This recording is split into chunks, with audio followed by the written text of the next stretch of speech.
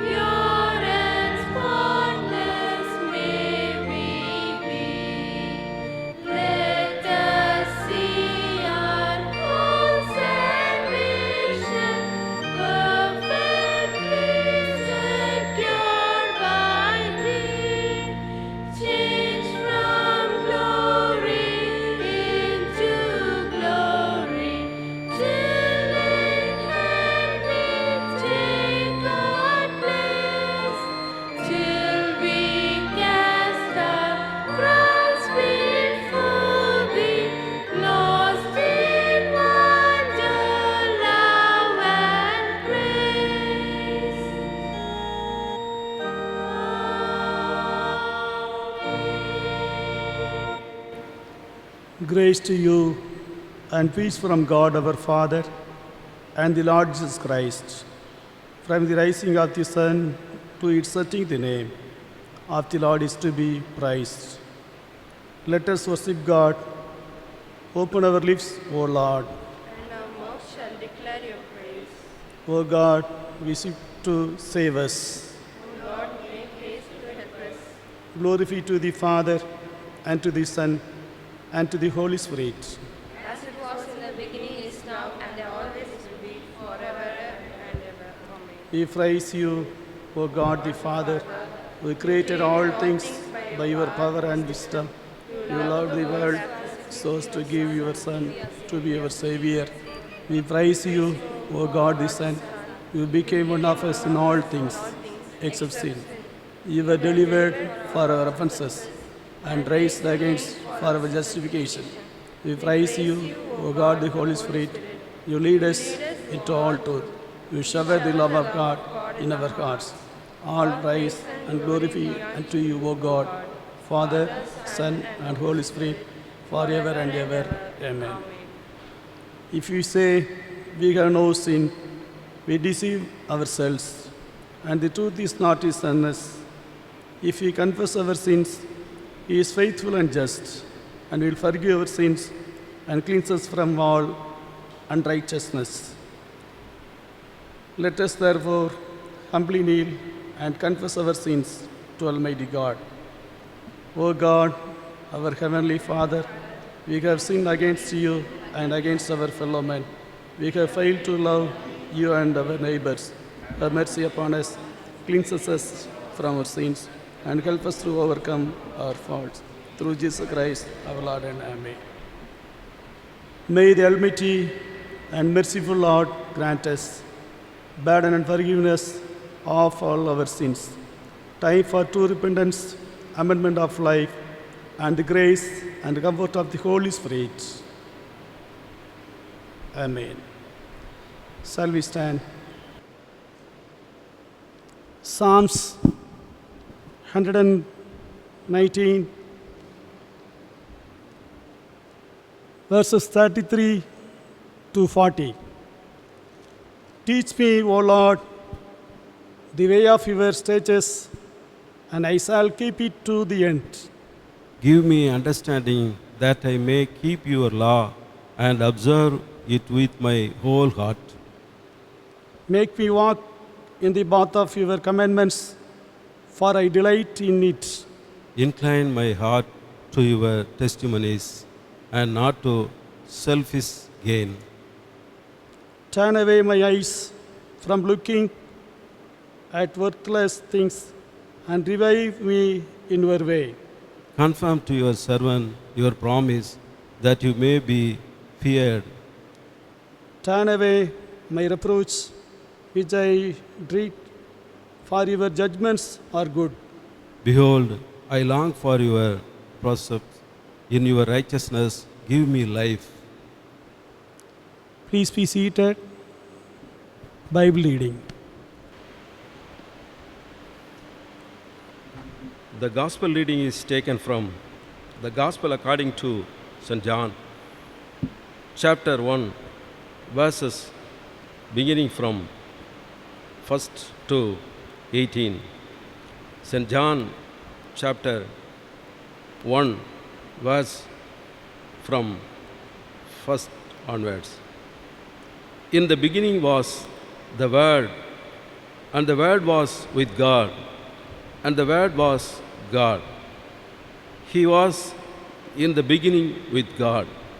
All things were made through Him, and without Him was not anything made that was made. In Him was life, and the life was the light of men. The light shines in the darkness, and the darkness has not overcome it. There was a man sent from God whose name was John. He came as a witness to bear witness about the light, that all might believe through him. He was not the light, but came to bear witness about the light. The true light, which enlightens everyone, was coming into the world. He was in the world, and the world was made through him. Yet the world did not know him. He came to his own, and his own people did not receive him. But to all who did receive him, who believed in his name, he gave the right to become children of God, who were born not of blood, nor of the will of the flesh, nor of the will of man, but of God. And the Word became flesh and dwelt among us, and we have seen his glory, as of the only Son from the Father, full of grace and truth. John bore witness about him and cried out, "This was he of whom I said, 'He who comes after ranks before me, because he was before me. And from his fullness we have all received grace upon grace. For the law was given through Moses. Grace and truth came through Jesus Christ. No one has ever seen God, the only God who is at the Father's side. He has made him known. This is the gospel of Christ. Let us confirm our faith through the Apostle Creed. We believe in God, the Father, the Almighty, the Maker of heaven and earth. We believe in Jesus Christ, His only Son, our Lord, who was conceived by the Holy Spirit, born of the Virgin Mary, suffered under Pontius Pilate, was crucified, dead and buried. He descended into hell. The third day he rose again from the dead. He ascended into heaven, and he sits at the right hand of God, the Almighty Father. From there he will come again to judge the living and the dead. We believe in the Holy Spirit, the Holy Catholic Church, the communion of saints, the forgiveness of sins, the resurrection of the body, and life everlasting. Amen. The Lord be with you. And also with you. Let us pray. Lord, have mercy upon us. Lord, have mercy upon us. Our Father in heaven, hallowed be your name. Your kingdom come, your will be done. On earth as in heaven. Give us today our daily bread. Forgive us our sins as we forgive those who sin against us. Do not bring us to the time of trial, but deliver us from evil. For the kingdom, the power and the Holy Spirit are yours, now and forever. Amen. O Lord, show your mercy towards us. O Lord, guide the leaders of our nation. Clothe your ministers with righteousness.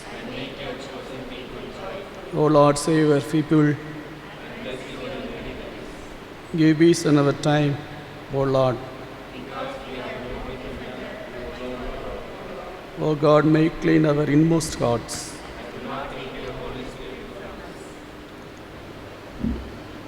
Let's pray. Trinity Sunday. How great your riches and wisdom and knowledge, O Lord. How unsearchable your judgments and how inscrutable your ways. You have revealed your unfathomable being not to the wise and indulgent, but to us children. May we in you trust, acknowledge and confess with great joy your revelation to us, three in one. The Holy Trinity, grant to us, Lord, the vision of your oneness, that we may all strive for the experience of this oneness in our communities.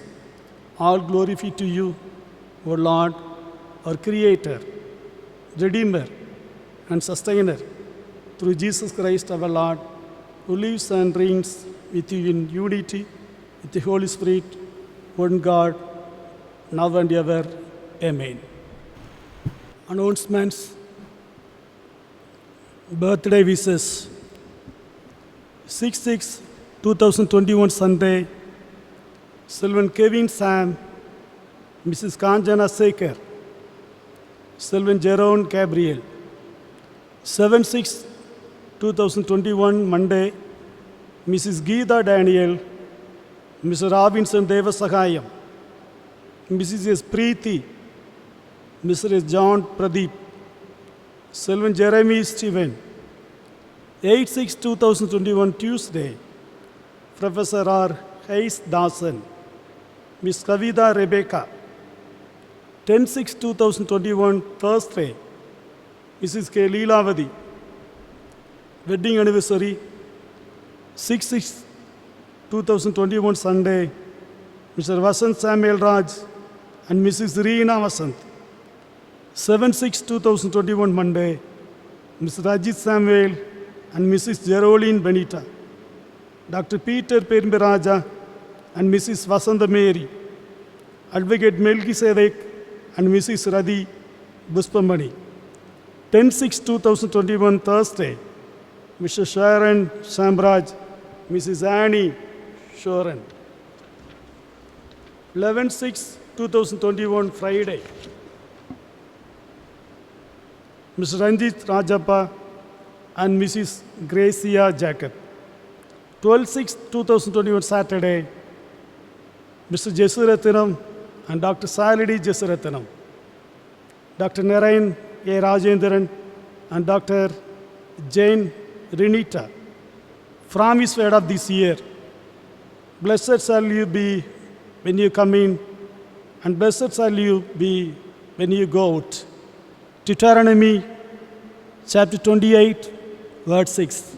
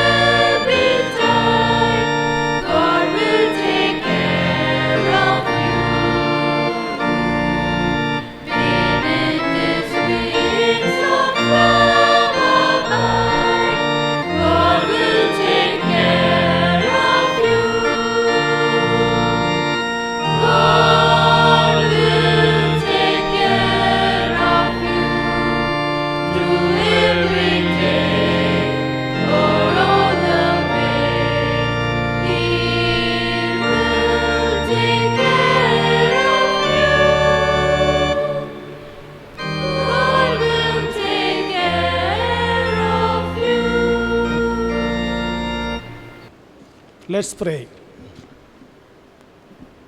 O God, our Heavenly Father, we worship you as the God of love. Fill our hearts with love for one another. We worship you as the God of peace. Make us instruments of peace in this world, filled with hatred and special days. We worship you as the God of grace. We pray. Amen. Amen. Greetings to all in Jesus' name. Mr. Sanjay Gunasingh, who is one of our English congregation member, will deliver the Lord's message. Shall we bow our heads in prayer? Merciful and gracious God, we thank you for this time of gathering. Lord, we are thankful to you that we have been able to worship you and seek you in spite of the pandemic that is raging over us. Lord, we know that you are in control in all situations. We pray that your presence comfort everybody in this time. Lord, as we seek your word this morning, we pray that you talk to us, you talk to each of us. And Lord, we also pray that we stay attentive to what you say and be doers of the word. In Jesus' name we pray. Amen. Good morning. I thank the Reverend of this church, Reverend Kanteya, for this opportunity. I also thank the elders of this church.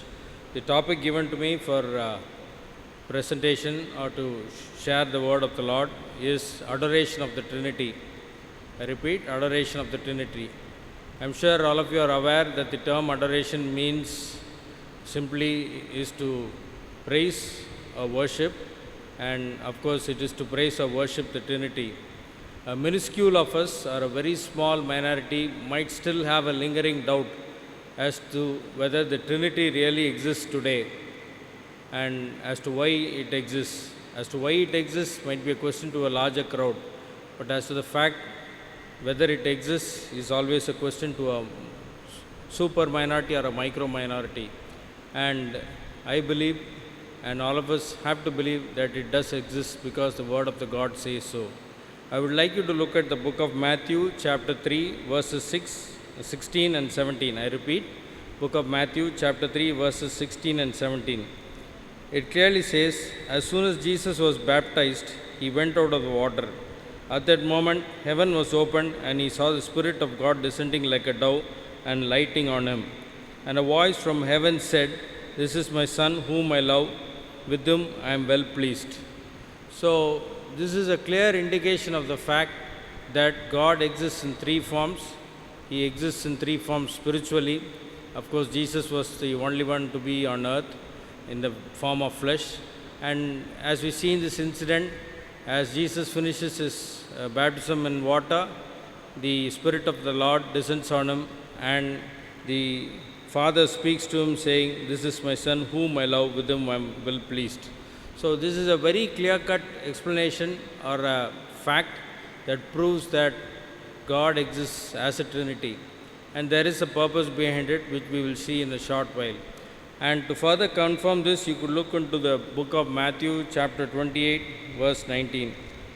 Matthew, chapter 28, verse 19.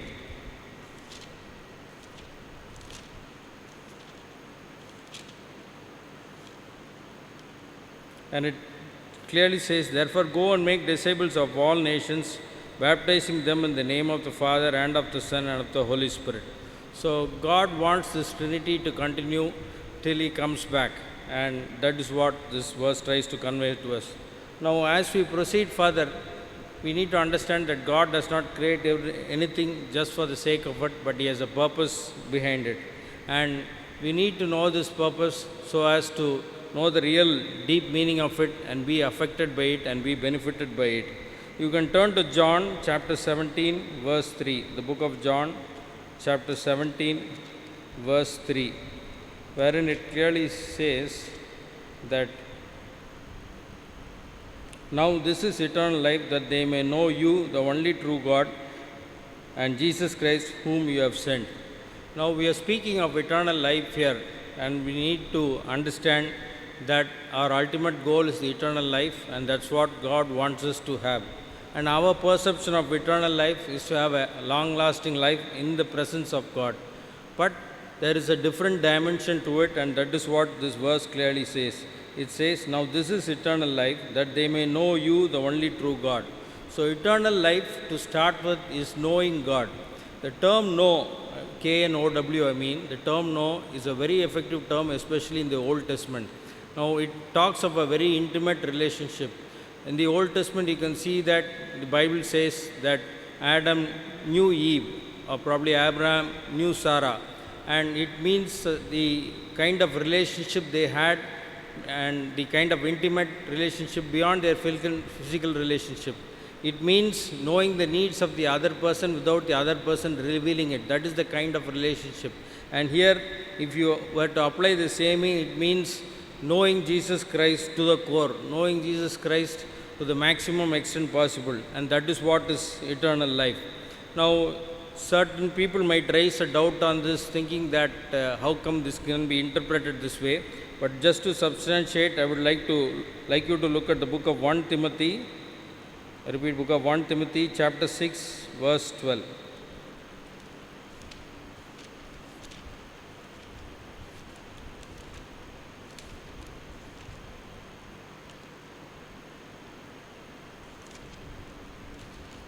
So 1 Timothy chapter 6, verse 12. It says, "Fight the good fight of the faith, take hold of the eternal life to which you were called, when you made your confession in the presence of many witnesses." Now this is a statement Paul is making to Timothy, and this is a statement Paul is making to Timothy after nearly 25 years of living with him.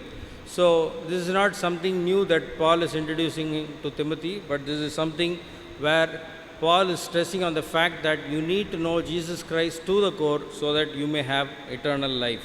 And that is what we are trying to do today, and that is the basic aspect behind God providing us Himself, or God presenting Himself to us in three forms in the form of eternity.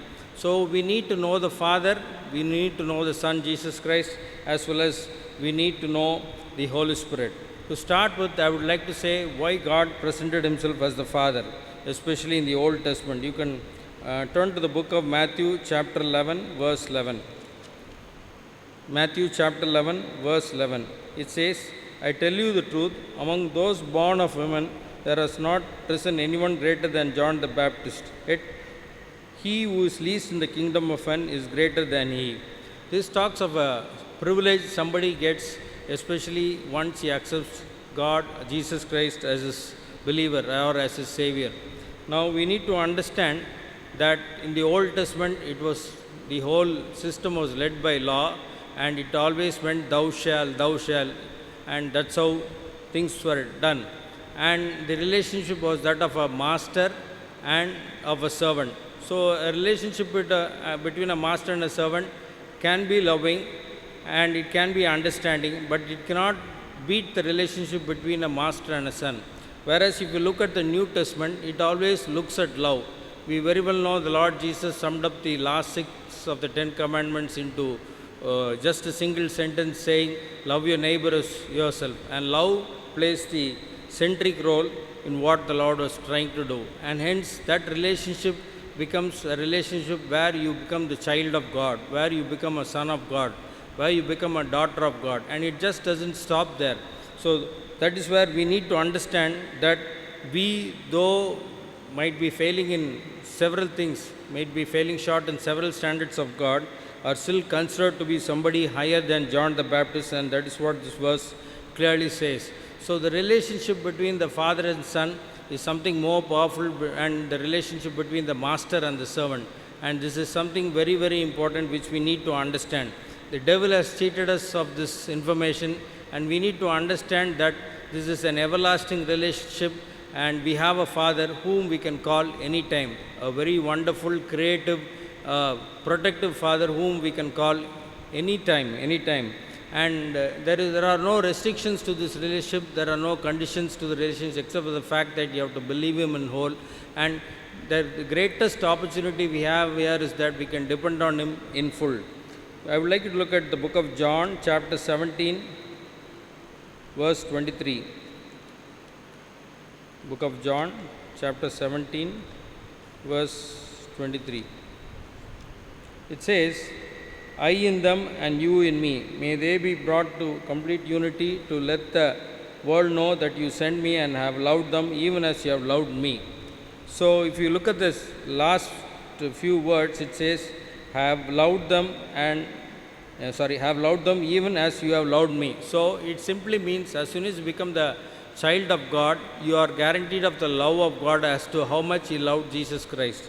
So we very clearly know how much the Lord loved Jesus Christ, how he protected him to be a sinless man, how he protected him from the various evil forces he was facing at various stages in his life. And that is the love we are guaranteed of. So basically, when you have God as a father, you are given all the protection, you are given all the guarantees in life. And it simply means you have to abide by his word, talk to him, continue a relationship with him, understand what he is trying to say and obey him. Be patient in hearing to him and wait for his commands in all that you do. And a very big challenge in the Christian life is to break the sin cycle. All of us do know that we are sinners prior to our salvation by our Lord Jesus Christ. But what happens after salvation is that we sin and we have the opportunity to be forgiven. And this is a cycle that continues. Very popular or a famous evangelist, Zach Ponen, clearly says that when he was saved when he was 19, but still 35, but till he turned 35, he found it a big challenge to lead a sinless life. Now we take it for granted to have a life where we sin, then we go through the sin cycle where we take it for granted that we repent, then the sin is forgiven, and then we are cleansed. But this cycle keeps on rotating, and that's not what the Lord wants. That's something we need to stop and set right so that we do not sin again and again. And that is where we need to look at the book of Jeremiah chapter 29 verse 13. Repeat Jeremiah chapter 29 verse 13, where it clearly says that if you search for the heart of God, you find him. Search God with all your heart, you find him. And that is the kind of relationship God is expecting from us this morning. And that is how you can, so whatever be the challenge in your life, whatever be the situation in your life, look towards God. Look to him with all your heart. Normally we keep God as the last option. We exhaust all the options possible and keep him as the last option, whereas he calls for us to be the very first option in any situation. And he calls for us to be the very first option even in thanking him. There are so many things that happen in our lives and there are so many people involved.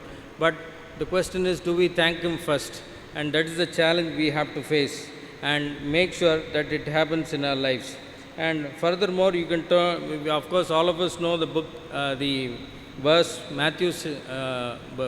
the book of Matthew, chapter 6, 33. It means, seek ye first the kingdom of God and and his righteousness, and all shall be added unto you.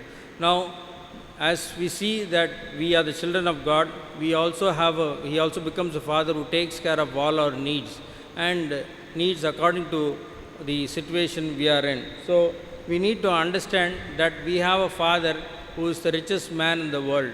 I am not doing a prosperity gospel here. We need to understand that if we were to think of the richest person on earth, probably we would think of probably Jeff Bezos or Bill Gates. But we need to understand that the Lord is the richest person, and you need to know why.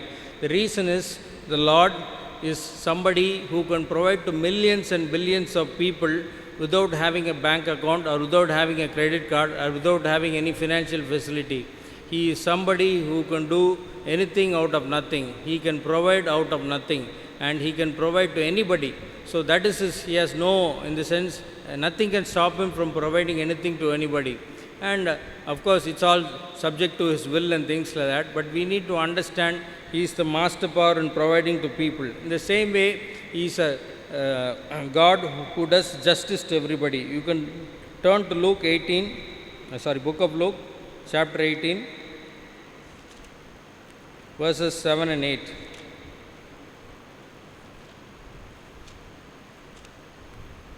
See, it clearly says,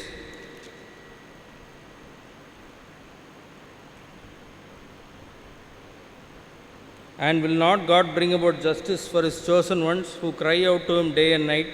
Will he keep putting them off? I tell you, he will see that they get justice, and quickly. However, when the Son of Man comes, will he find faith on earth?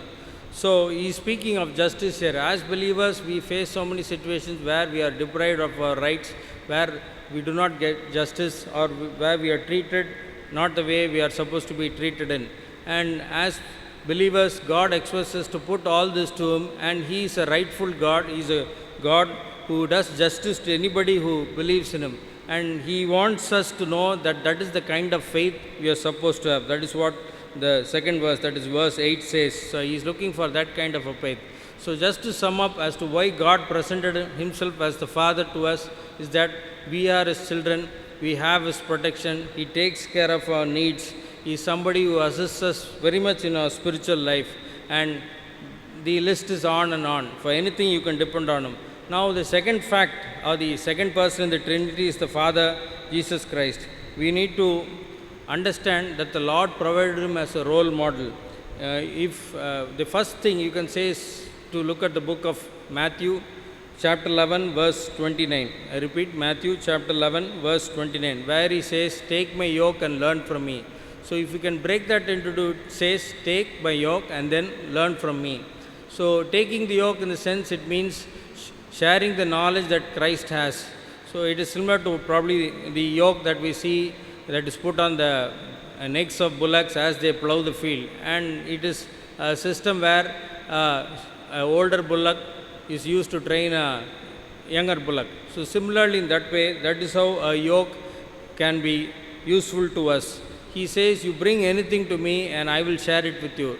Because he is an expert consultant, he's got expertise in every field, and he can take care of everything. And you know why? Let it be even a life where we are trying to avoid sins. Because as a person, he has been somebody who has faced all the temptations of this world. He has faced all the temptations at work. He has faced all the temptations as a young man. He has faced all the temptations as an adult. And he has faced all the temptations from the devil, and put forward any kind of temptation, and he has faced it because he has practically lived here. Now, it's a big challenge for a father to send a son to save the world, because when the father probably looked at the world where man was living, it must have been a situation where the whole earth was a slum. It was like a slum. Now, if our child, or if we were given an opportunity to serve either in a very good company or in a very good government job, or in a job that needed you to go and clean up a slum, the basic question arises as to why I should do it. Is this my responsibility? Is this my career? But God, out of his love, made sure that he sent his son into this sinful slum, so that the slum can be set right and become a great city of eternity. And he has started doing it, and that is where he has experienced the temptations faced by any person on this earth at any age. So we have very beautiful verses that prove this. And I would like you to turn to the book of Hebrew, chapter 4, verses 15 and 16. Book of Hebrew, chapter 4, verses 15 and 16.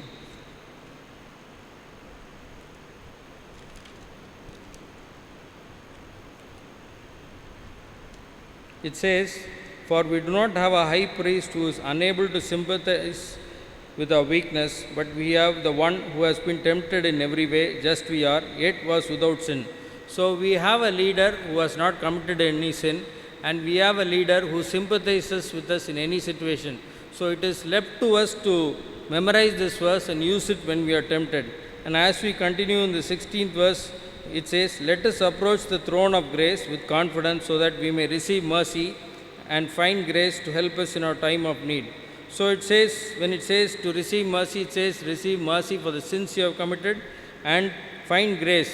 It means the grace that we require so that we do not sin. So we have a God who is willing to forgive us our sins and also willing to guide us in a sinless life. And that is the biggest privilege we have as Jesus Christ.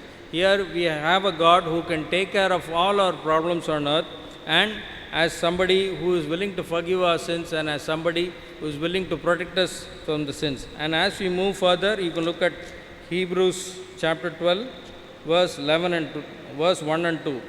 It says, "Therefore, since you are surrounded by such a great cloud of witnesses, let us throw off everything that hinders and sin that so easily tangles, and let us run with perseverance the race marked out for us."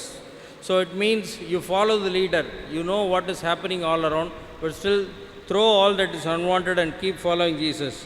And let us fix our eyes on Jesus, the author and perfecter of faith, who for the joy set before him endured the cross, scorning its shame, and sat down at the right hand of the throne of God. So you have somebody who has already won the game, somebody who has already won the medal and is very comfortably seated next to God. So we need to understand that we have a guide, we have a GPS that cannot fail, and something that's super reliable. Normally we find when it comes to the matters of sports or coaching somebody, it is a trend to hire, as far as India goes, it is a trend to hire coaches from abroad at very expensive sums and have them train the athletes so that they perform very well at the international level. Here we have a God who is sitting next to the Father and willing to offer his expertise, and it is left for us to listen to him. So the ultimate reason of God having provided Jesus to us is for us to understand that we can overcome temptation through him, that being the primary reason, and he can take care of all the challenges we face on earth, and as well as that we can continue to run the race looking at somebody who has already won the race and is seated next to God. And finally I move to the Holy Spirit. Now the Holy Spirit, as we all know from the book of John chapter 16 verse 8, it says he is somebody who has come to prove what kind of sin have we done, and he is somebody who is a comforter, a guide, and the Bible describes him with various heads like that.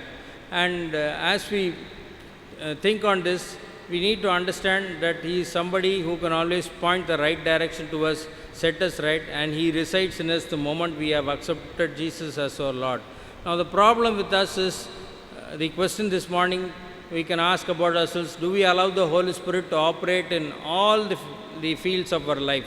So let's say in our home, the Holy Spirit might be there with us and guiding us in our relationship with our spouses, and relationship with our parents, and relationship with our children, and that might be right. But the next question that arises, when the Holy Spirit guides you to watch what on TV or watch what on WhatsApp, that is when we tend to say, or we tend to close doors to the Holy Spirit and say, now this is what I will do and you need not interfere. And he, as you can see, of course he is a God, and he treats us like a gentleman, and he will not interfere into our privacy, and we have all the rights to overpower what he says.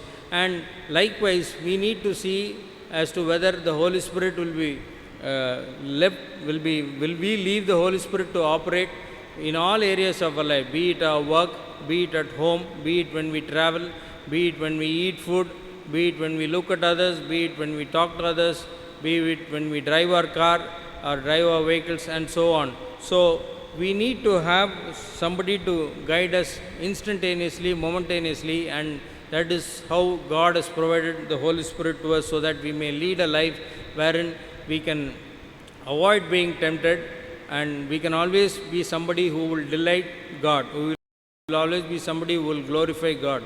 So, just to sum up what I said, the Lord has a purpose in providing the Trinity in the sense that the Father is there to protect us, to guide us, to provide for us.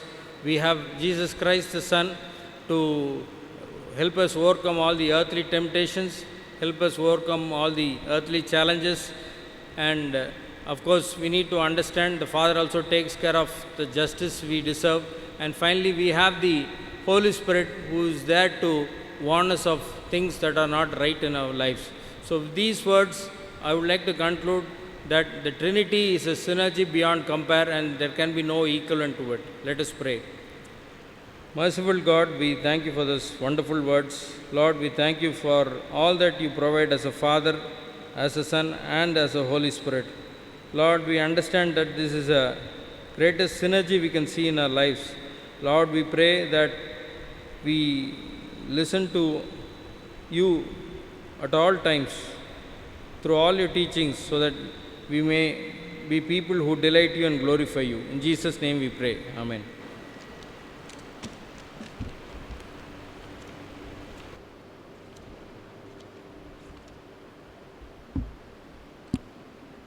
Let's pray. The peace of God, which passes all understanding, keep your hearts and minds in the knowledge and love of God and of His Son, Jesus Christ our Lord, and the blessings of God Almighty, the Father, the Son, and the Holy Spirit be among you and remain with you always. Amen. Amen.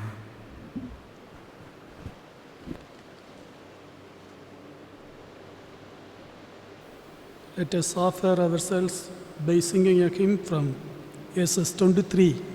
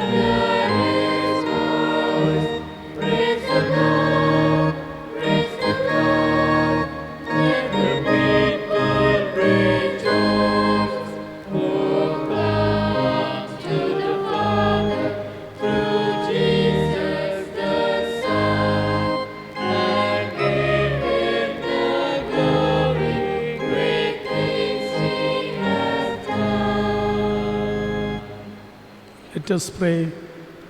We acknowledge your goodness to us, O Lord, and the gifts we now offer to you. Send down your Holy Spirit to make holy forth our gifts and ourselves, that together we may be acceptable in your sight through Jesus Christ our Lord.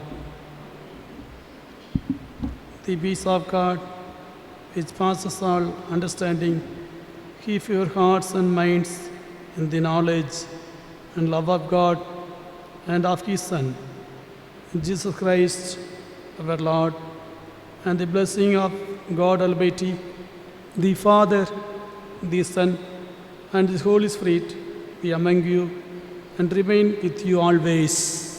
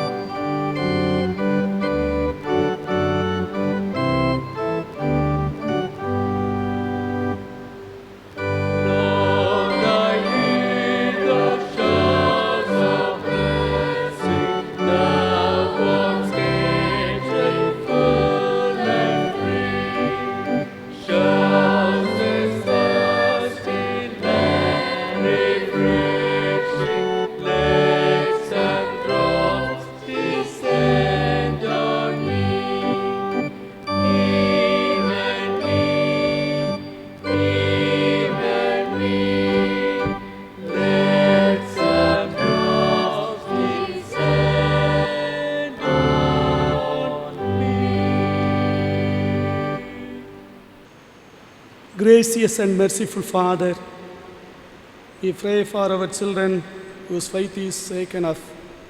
When they are taught evaluation instead of creation in their classrooms, let children's schools and colleges allot regular periods for biblical instruction. Let prayers to you, the living God, be restored in Christian educated institution where they are forsaken.